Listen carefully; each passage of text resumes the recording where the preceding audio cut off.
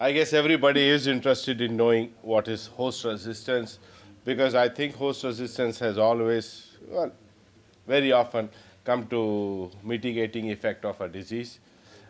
It is, especially in this case of wheat blast, a little bit more challenging, and some of the reasons have been well aware, or don't know the genetics. Resistance is not very well understood, but still we are trying to get host resistance active in this disease as well. So basically, I'll be talking wheat blast host resistance, and the list of people involved is very long. So I've just included myself and Shinyao. Basically, if you look at wheat, there are 200 wheat diseases which occur globally somewhere.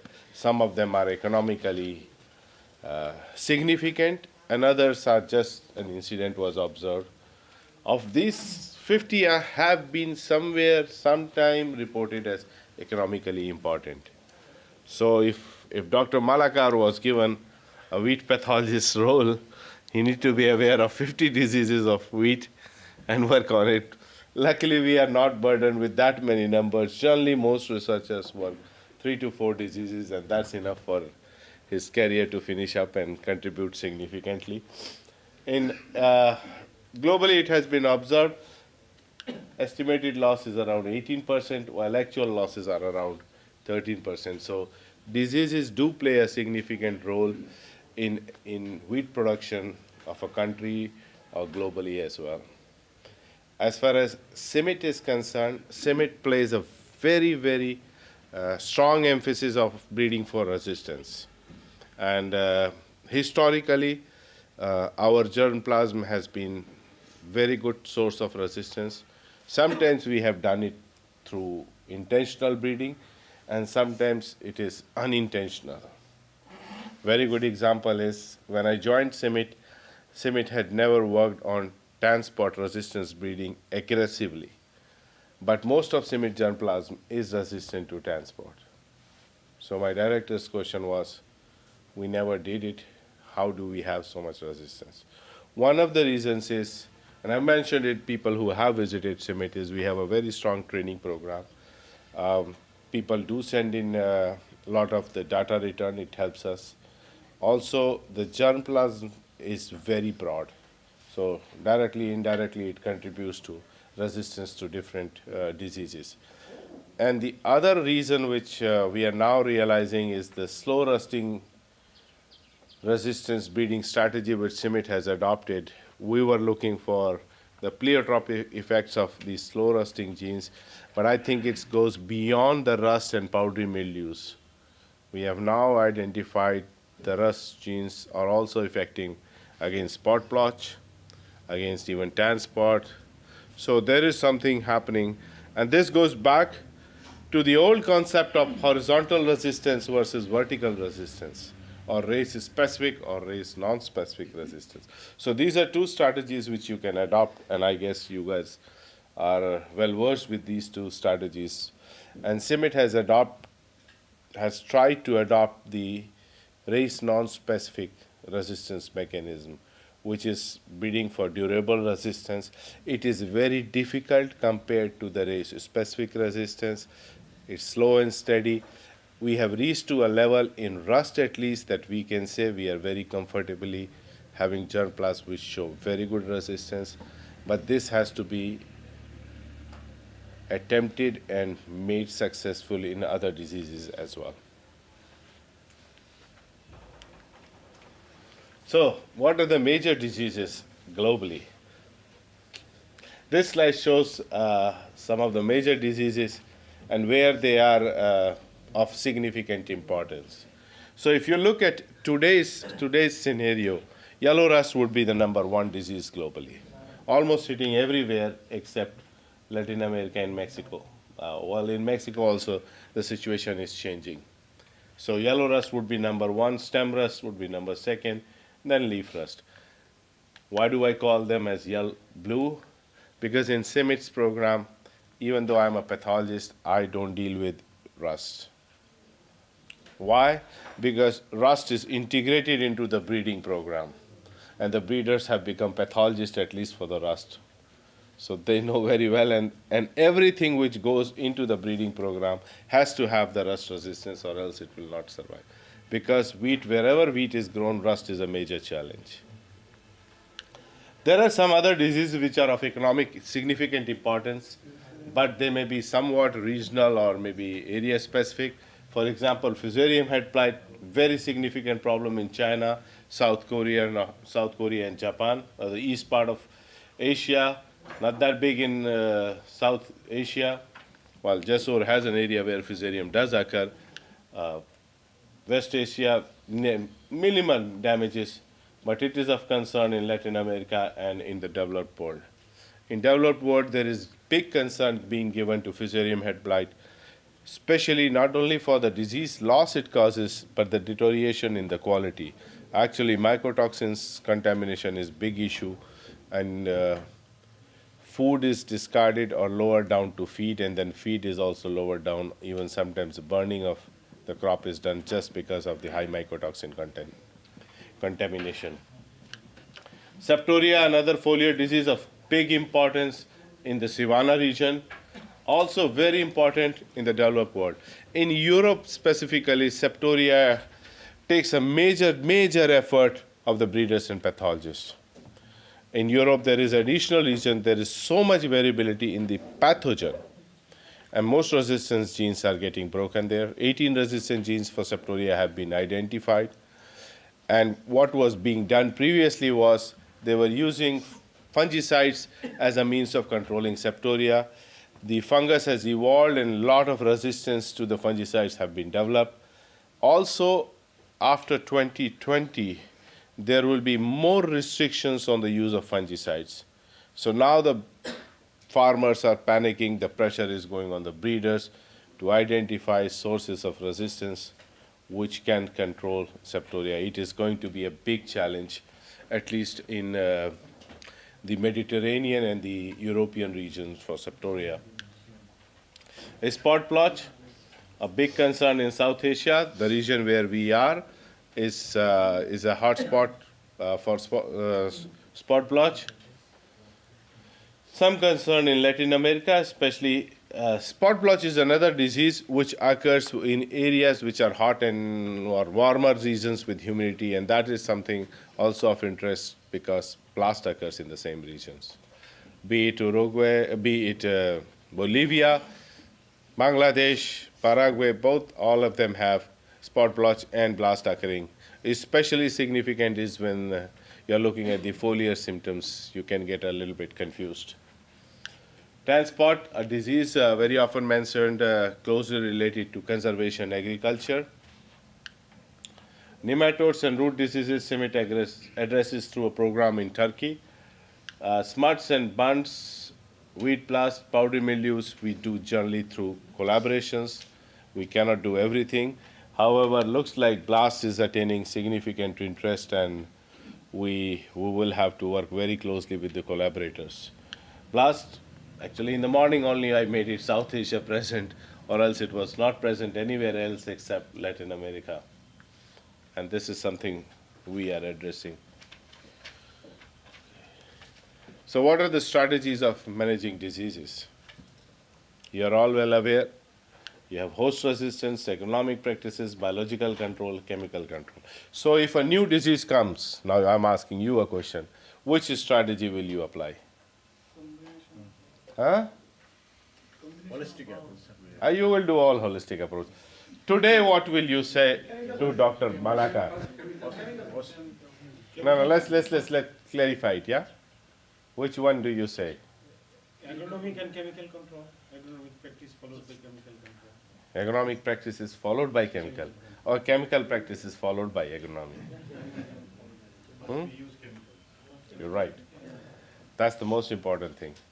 Because it's a new introduction, you don't know what is happening, how it is. Last year, late planted material were disease. This year, early planted material. So which agronomy will you recommend? So chemical spray is the most important one. Well, in this case, we even don't know sometimes what chemical you have to spray. But generally, the first line of defense is chemical. Then you develop agronomy, and Host resistance and biological control. Okay, in wheat, where would you do biological control? You know, biological control is a means, right? And it is also some its challenges, right? So can you imagine where would a biological control be effective? No?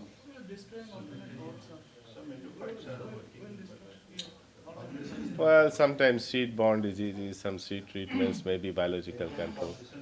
Technically, for wheat, it is not really possible. It is a good idea, we want to do it, but the scale of operations which wheat generally has, biological control has its own challenges. So comes back to either host resistance, chemical, and agronomic. So chemical control has its own challenges. What are the problems with chemical control? It's a hazard to environment. Okay, one was environmental concerns. Then resistance development. What else? Availability Yes, that's a very good thing. And and the efficacy we don't know. okay, that's another one. Then there is another one. Yeah, that's the most important thing. Money. Actually, that is the most important thing is where is the money coming? See, we have to understand most farmers growing wheat are very small scale poor farmers. The unfortunate part is they are not even buying new seeds. How do you expect them to buy new chemicals every year? See, whenever we try to formulate a strategy, you should be also concerned what your consumers are. These are farmers, very poor, small scale persons, limited resources. If everything is recommended, do we have the chemical? Is it available? How do they spray? When do they spray? Is it cost effectively? So it is a challenge with chemical spray. So agronomy and host resistance comes into picture. Now, agronomy we saw last year was late, this year was early, right? What would you recommend? Long and still in. Yeah. So host resistance comes out to be the number one. But we don't have any resistance, right? See, like the minister said, you have been you knew 30 years back in Brazil the disease was, why didn't you do this something? It is not very easy. It may be the most economic, most effective, environmentally friendly, farmer friendly, but it is not an easy task. It requires a lot of inputs. But since we know it is the most important approach, slow and steady, we have to address this challenge. Why is it very important and the best method? Most practical and economical for all producers, especially for the resource poor farmers. Once you give resistant seed to the farmer, he can grow again and again and again. The hybrid industry doesn't like it, but for us it's a very good opportunity working with wheat. Technology, it is easily transferred, disseminated as a package in the seed. Requires no extra production or management resources. Environmentally friendly, leaves no harmful residues. Actually, resistance can easily be combined with other management strategies, including chemical control or agronomy. So it doesn't work in isolation. Long-term strategy for food safety and security. Everything very good on resistance. Can you tell me what is the problem? One I said, huh? Long-term process. What else? Breakdown of Breakdown is there? mutation of disease. Yes, rapid breakdowns are there. If it is a major gene-based resistance. What else? Availability of dollar. The trait, the genes are not known. And even when it is resistance, it's a relative word sometimes. There is nothing immune. You still can have some disease. It may work in some country, it may not work in another. Yeah, the fungal population may be different, right? Resistance donor is already a poor elder. Generally it is. There's a cost. There is always somewhere you have to make a cost. But we are reaching to a point now that we are able to nullify the drugs associated with resistance. So we can pick certain segments which do not have the drugs and try to bring it up. but very often these may not be very durable. So it's a continuous process. Once a variety is resistant does not mean it will be resistant forever. It will break down. If it is polygenic, it will break down slowly. Single gene based resistance, there are exceptions, but generally tend to be short lived.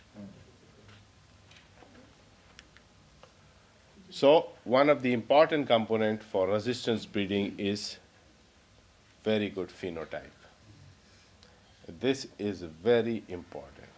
It is more so important for diseases like rust, kernel bunt, fusarium, where nobody knows how the phenotype is fully controlled. It is really challenging. People have evaluated based on incidence, on severity, on index. God knows every way of evaluation has been done. Direct evaluations, indirect evaluations have been done just so that we develop a very good phenotyping of the material. Something which CIMMYT, after the success of ongoing success of BGRI, realized that to make a global impact, we need to develop hubs for phenotyping. If I was to put one of the major successes of BGRI was bringing together people and evaluating their germplasm in Joro. It is not very easy, but it was very, very effective. And that had serious impacts not only in the region where UG99 happened, but the areas which got protected. Some of the critics may not accept it, but the major impact happened in areas where the disease never came. They were prepared for it. So in the same regard, CRP wheat, which is promoting this precision phenotyping platform, wants to develop trait-based specific locations where global material can be evaluated. Obviously, there has to be some terms of agreement of what you will do. So the idea was free access to germplasm and pedigree. In a way, if you are giving your material and with no restrictions, that means you have developed a material, somebody in India can use it or somebody in Pakistan can use it. It is free public good. Maybe we should try to do the evaluation free. But if you want to have an IP issue or rights over the material, then maybe you have to pay. And that is how the Joro model was, and that is how we intend to do it. And that is what we will be proposing even for the BLAST platform when it becomes functional. So at this moment, these are the platforms which are proposed or are functional. You have yield, heat, and drought in Obregon, yellow rust in Toluca, leaf rust in Albatan, fusarium head blight in Albatan, septoria in Toluca. Ecuador has yellow rust. Blast Bolivia was last year we started this platform at a small scale. Multiple disease resistance, this includes septoria, fusarium and leaf rust in Uruguay. Heat is in Sudan, UG99 again in Zoro, rust and septoria in Ethiopia. There's a yield platform proposed in Zimbabwe, not functional yet. Heat and drought in Morocco, Hessian fly, leaf rust, durum wheat. That's also in Marrakesh, Morocco. The septoria durum wheat in Tunis. Egypt has yield potential. Winter wheat, heat, drought, and rust are in Turkey. Actually, rust is in Izmir. In India, we have for heat, yield, heat, humid, and blast. Actually, heat, humid, and blast are in Bangladesh. Heat, humid, dry is in India. Drought is in India. Fusarium head blight and yield are in China. So these are some functional, some planned, and how we move forward depending upon the money we have and the resources which we have. That's how it is. What is functional at this moment is the rust screening platform in Kenya, the Obregon phenotyping platform. We have functional in Tunisia, in Uruguay, and in Sudan. Actually, this is also functional in Turkey and the Bolivian ones. Proposed is one platform in Jessore, and the others we see as we move forward. So this is the one in Bolivia. The reason why we wanted to set up in platform in Bolivia, because one of the conditions was that you should be able to get material in and out, provided you have a phytosanitary and MTA. So Bolivia was very open and letting material come in and out. Other countries had some restrictions.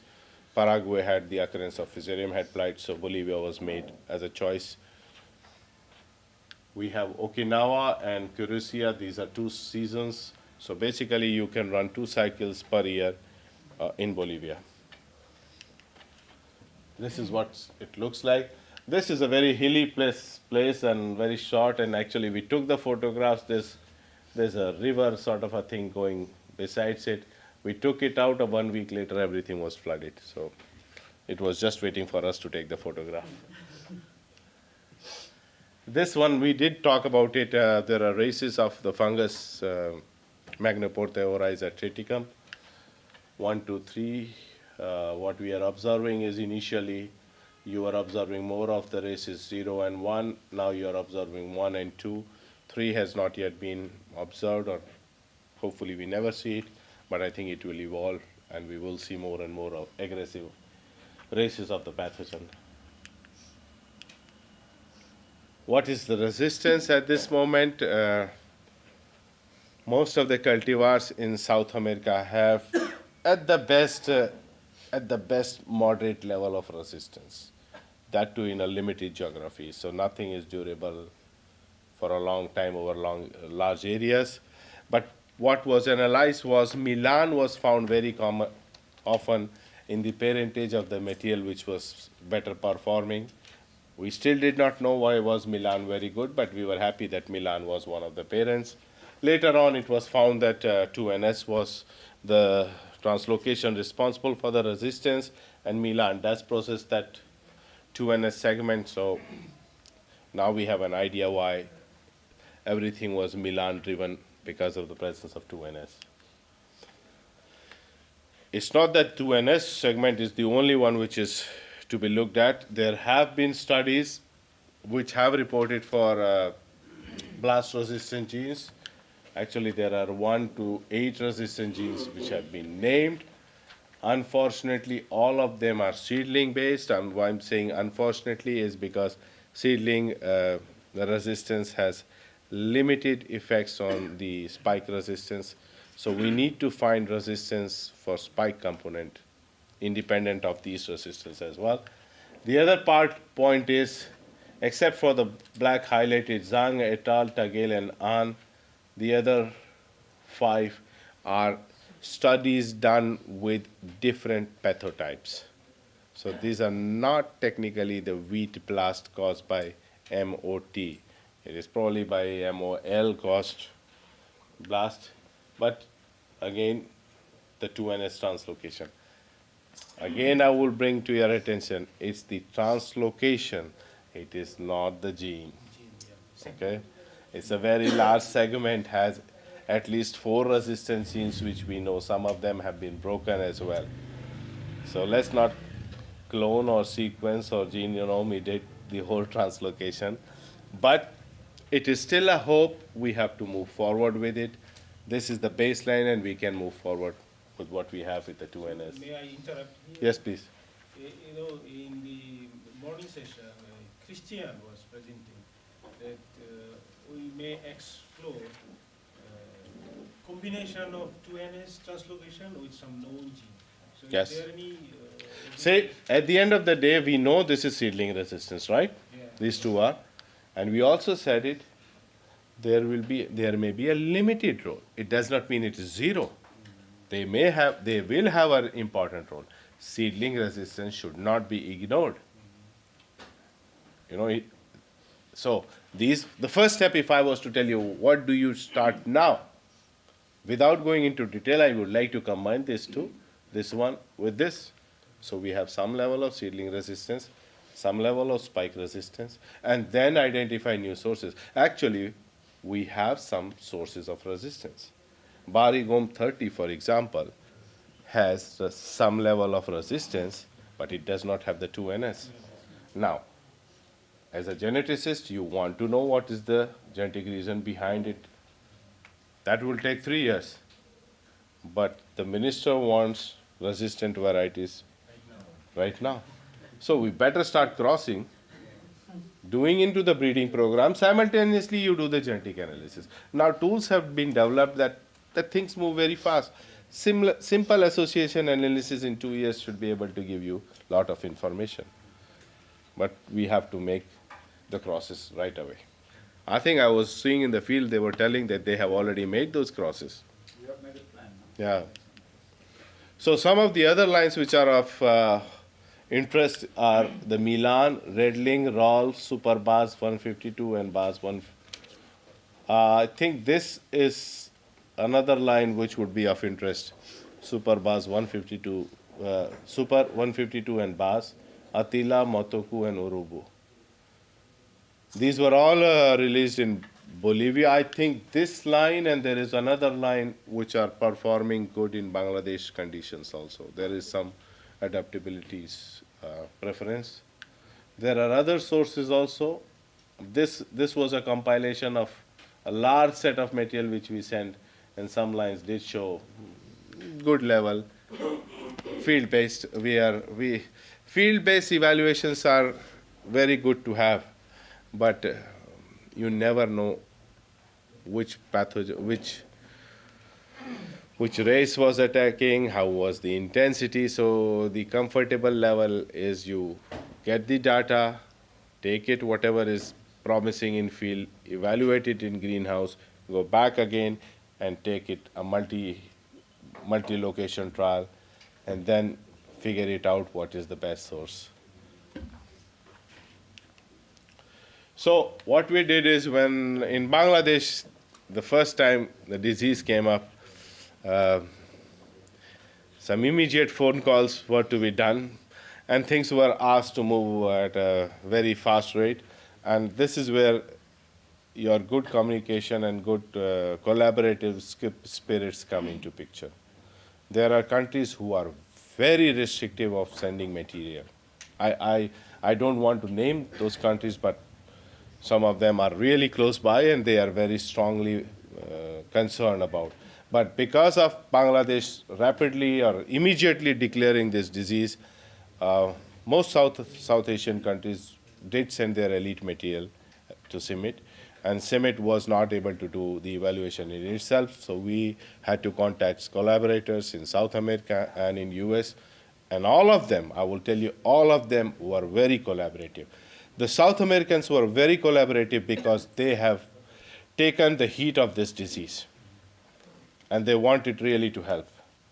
The Americans were very interested because they wanted to know the science as well, and they wanted to help in South Asia. Maybe that would enhance their way of seeing how things are evolving in this pathogen. So we did get some immediate help. What you see here is there are quite a few lines which are 0, but there are a big chunk of lines which are on the susceptible side. And I asked Gary Peterson, who did the analysis, what do you see a lot of zeros? And he's still very convinced that this is something new he is observing. The best Cruz has published is 0.5, if I'm correct, for severity. But in our case, we did see several lines which was 0. Okay, these are very promising, right? This is 0, this is 0, everything is 0. Well, till 1 I am very happy. Then there are significant increase. Barigom is around 50. Huh? Less than 20. How many jam plasm? These were the only ones.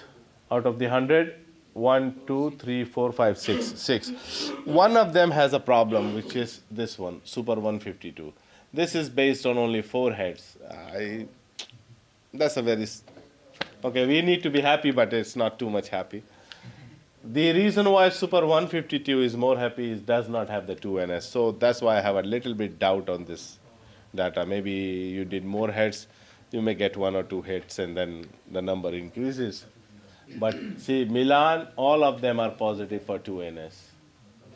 So what to me it indicates that almost if you want to have very high level of resistance, 2NS is almost must. So 2NS is positively correlated. Yes. Think about it like fusarium, and I'll have a last slide talking about it, something very close to fusarium head plate. Important was these ones, like, something which is based on 10, 11 data points is good enough for me. I think on a preliminary data it's pretty much reliable. But KU and Warube both are negative and are giving you good level of resistance. So immediate effect for us is crossing these with these, trying to bring together 2NS and non-2NS resistance and see how it moves. So there is some hope. It's just that we have to work a long way. These are screened in Bolivia. This was screened in greenhouse. The Bolivian, last year, the material in Bolivia had one of the driest years last year. So everything was resistant. So even the susceptible was resistant. And unfortunately, this year also Bolivia is facing some challenges. So this is important. We may do all the efforts, still we may not get any disease. But this also shows the importance of having the right phenotypic platform, so you can actually evaluate the disease under the right conditions, despite the country not having the environmental conditions necessary for disease development, and that's when you need to have those phenotypic platforms. Yeah, that's where the push is happening, and Bangladesh was very, very receptive. Although I can understand they have not yet allowed artificial inoculations in the field, the sensitivity is very well respected and taken into. But how we see in couple of years the disease evolve in this region would determine how the platform is operational in Jessore. But at least we are trying to get the platform operational in Jessore. First greenhouse base, then we move forward. And in Bolivia, having the supplementary irrigation and be able to. Yes, that is another thing. In Bolivia, there is another thing. Bolivia has very unique system. Ideally, when you have a international platform, it should be with the national federal institute, because they are the supreme authorities. But in Bolivia, there are four players, one provincial, one federal, and two private companies. And they have been very collaborative. So we are setting up the platform with the federal institute, but taking in inputs from the other institute as well. Because at this stage, we want to have all the help possible. And that should be applicable to everybody here also. I know the sensitivities of pathologists, breeders, entomologists, everything. But this disease will absorb everybody's time, and you will have a lot of things on your plate. So let's go beyond that. Yes, please. I have one more thing to know. Please. So you have 1, 2, 3, 4, 5, 6, 7 zero. Ah. How many there? In any wild type zero No, these are not wild type. or cultivars? These are all elite material. These are all elite material. What was done was Bangladesh sent us 20. India said 40, and Nepal said 28. These were the three partners which have sent us. Then what I said it, Ravi 2NS is a resistance source, and then he looked at heat tolerant VTL trial and other stage trials which he had in his, pulled up the materials which were good performers in West Bengal and Bangladesh, selected them with a pedigree with Milan and Milan derivatives. So he had made a selection of the lines of 60 lines he gave me, and then these lines were sent outside. So these are all advanced elite material. So they have very good agronomy. Now, local adaptability tests have to be done. And I think two of the lines, I don't have the data now, were well performers in Bangladesh and West Bengal. So side by side, we had initiated some crosses. They were, well, when the crosses were made, we did not know what was 2NS at that time. Well, now we know that we had made Ciano with Milan. Milan is 2NS. So Candidate Uno and Alondra and Candidate Uno, these are Paraguayan lines. Again, I think they have a Milan background. 2NS, 2NS, 2NS. Then we have, luckily we had Maringa by Milan and Milan by Maringa. So this is a cross which is segregating for 2NS. So these crosses are there. They have been increased. They have been dispatched to South America, but we have no data yet. Last 1 year has been dry. For us, it may not be a very good story, but for the farmers, it has been good. At least they are getting it, so we can delay. That's okay. Now, coming back again, I may have talked to you many times about Fusarium head blight and blast, and this is the last slide probably I have, talking about these two diseases, comparisons, and something which you have to really take a close look at it. Environment, wheat blast is either warm or hot, warm, humid, more humid. That's something relative situations where Fusarium and blast would occur. Symptomatically, they are similar, but that's one environment a little bit different. Resistance mechanisms, you have leaf and spike and maybe more. We do not know at this moment. We can make a speculation that there are two mechanisms of resistance, but more can be there. For Fusarium, we know there are 5. Resistant genes, major genes at seedling stage, likely minor genes at adult planes, except 2NS. For Fusarium, minor genes, few of them have major gene effects, FHB1. So this is a similarity. In Fusarium, you have anything which is resistant generally tends to have the FHB1 plus minor genes. In blast, as we move forward, we will have to have 2NS plus minor genes. So that's how we'll slowly move on. That has an implication. We will not get a very good thing in a very short time. It will be slow, steady process.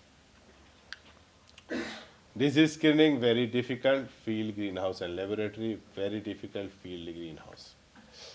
Similarities of disease screening, very tedious, sporadic in field, inconsistent in field. Those challenges will be always there with both the diseases. Disease spread, wind-borne, can also be seed-borne, wind-borne can also be seed-borne. Similarities, both diseases. Pathogen, isolates of MOT, wide variation. There are 17 species which cause Fusarium head blight. So that's a higher level of variation which you observe in Fusarium head blight. This is an interesting number. From where I calculated, I don't know, but between 0.5 to 1 million is the maximum you would have investment in wheat blast. In Fusarium head blight, you're looking around $25 to $30 million per year. Now also, for Fusarium, for the last 1993, 23 years they have been investing this money. And the success has been very slow. There has been success, no doubt, but it has been very slow. The US guys have really killed themselves getting on top of it. The place I was before I came to CIMMYT was Fusarium head blight area. Everything was Fusarium head blight. So for blast also, we have to work the same way. And it is much difficult than even Fusarium head blight. Again, on the first line, you say, I see a little difference between the wheat blast and LSB is more humid. Yes. Um, Wheat is harvested before the weather become more humid. So how the fusarium blight is affecting wheat seriously? Okay. Very good question. So, in 1993, the first time in the Red River Valley, the disease Fusarium head blight came, and they were surprised why is it coming there. The reason was there was sporadic, irregular rains coming up, and very often that rain was coming at the time of anthesis. So this climate change has significantly played a role in Fusarium head blight. For Fusarium head blight, there are other reasons also. Maize has been promoted very heavily. Some places for ethanol, some places for chicken feed, in a rotation or in adjoining to wheat crops. And the same pathogen attacks both crops. And we are seeing more and more of global warming coming up, and this pathogen is adopted. Conservation agriculture is heavily recommended. The pathogen survives very easily. So we are seeing the incidence of Fusarium head blight increasing rapidly. Previous to the occurrence of blast, I was saying that Bangladesh and West Bengal area is vulnerable to Fusarium head blight. You had in Jessore long time back, but it was more because maize is coming up more in this area, and I was getting more concerned about Fusarium head blight. In foothills of Himalayas in Himachal, you are seeing Fusarium head blight occurring, and in Pakistan, northern part of Pakistan, the northwest frontier province, which is now known as some other name, they are observing Fusarium head blight in significant numbers. So the scenario is changing somewhat. Saskatchewan, which was a very dry area in Canada, in the eastern part of Saskatchewan, you still have significant impact of Fusarium head blight. Then the weather requirement could be different, Yeah. not very humid. Well, not very humid. You can be right. It is rains during anthesis time. That's the critical component in that time. So you may be right. The wording can be because the Chinese tend to have a little bit more rain. So I would be saying, but the timing is very critical at anthesis if we have rains. So it goes. It exactly may not be the whole season very The humid. sprinkle irrigation area also expose the plant for Fusarium. Yes, that's true. But not many farmers are using sprinkle. Yeah. In the developed countries, See, we do flood irrigations in and the developed countries, they use the sprinkler irrigation. They also face the Fusarium head blight. yeah, still I think, see, if it is a sprinkle, they can manipulate it. They will not use it during anthesis, so they can beat Fusarium once they know the disease. But when rain comes, you cannot do anything. And that's where the wording has been corrected by Dr. Mia. I understand that humidity at the time of anthesis, that's the most critical one. Thank you very much. If you have any other questions, I'll be happy to address. So I have a question for you guys if you don't have one. Right? Since morning we have been talking about gene editing. Right? Assume it tomorrow we know there is a gene. So what do we need to know before we want to do gene editing? Let's assume we find a gene. And Dr. Mia did gave a hint. What do we need to know about the gene before we can say gene editing is possible? We need to know the functionality of the gene, right? And what would be a reason, what would be a functionality of the gene which would determine that gene editing will be possible? Help. So if we can identify the gene, then we have to make sure that gene is interacting with the pathogen. That's very important, right? So Yeah, what role? What role? He did give you the answer, actually. He did give the answer. I just want to know, huh? What type of genes? That is dominant one or recessive one? accepted by the receptor. I mean, they read the gene. Huh? No. He gave the answer. I just want to get from you what did he say, because he said a very unique word. Gene silencing. Yeah, gene silencing was the right word, but when will you do that, gene silencing? When there will be a receptor produced by, Yes, before it starts. so basically it would be a susceptibility gene Yes. present in, and that is important in the toxin model. But in blast, at this stage, we don't even know if there is a toxin being produced by the fungus.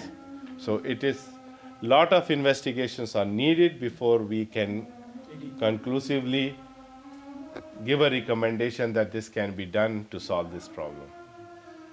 Please think, because when you will all become tomorrow senior researchers, we have to take a slow and steady process, analyze it, and then make a recommendation. For blast, we still have a lot of unanswered questions than we know about it. Anyway, if you don't have any questions, I'll be happy. Sit down. Very good lecture.